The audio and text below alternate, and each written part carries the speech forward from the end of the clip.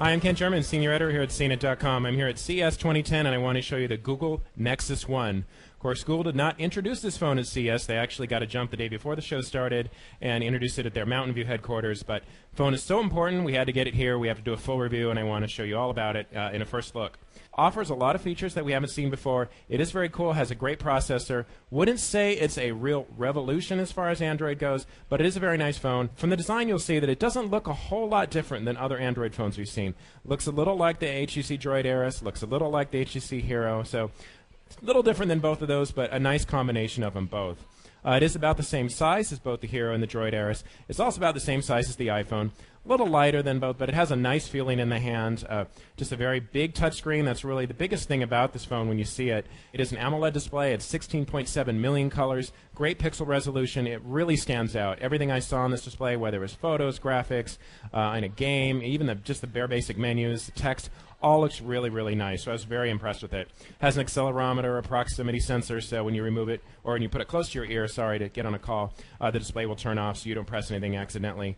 Actually has an ambient light sensor as well, so when you're outside, it will adjust. The phone also has noise cancellation, so that means that there's a microphone here at the bottom, here on the back, and when you're on the phone, the volume that you hear will adjust as the background noise is around you. So if it's louder, you'll get a little louder, and if it's quiet space, then the phone will go a little quieter as well. There is a volume rocker, and on the back you'll find the 5-megapixel camera lens and a flash. Nice to see a flash on Android phones, not too many of those. Also, you have a space down here where you can actually engrave the phone. Google says when you order it, you can put in, I don't know, a name, a message, whatever you want. Up on the top, there is a 3.5mm headset jack. Great to see that. Early HTC Android phones had a proprietary jack, which means you couldn't use your own headphones, so it's nice to see that. This phone actually allows you to do a lot of things just with your voice. It's not completely hands-free, so that's important to note. But you can get your Facebook status, you can send a text, you can add the recipient's name to the text, you can search the Android market. To buy it, you'll need to go to Google. They set up a storefront.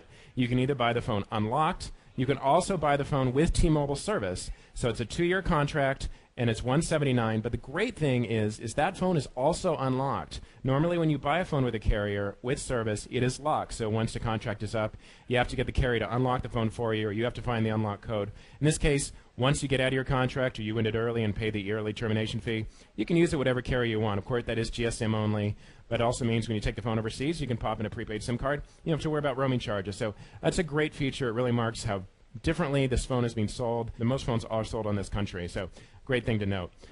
Overall, though, I think it's a very promising phone. Doesn't have that many groundbreaking features. It's really just how that phone is sold, which I think is the most important about it. But we will see more Google phones like this. It will come to Verizon. That's what we've heard.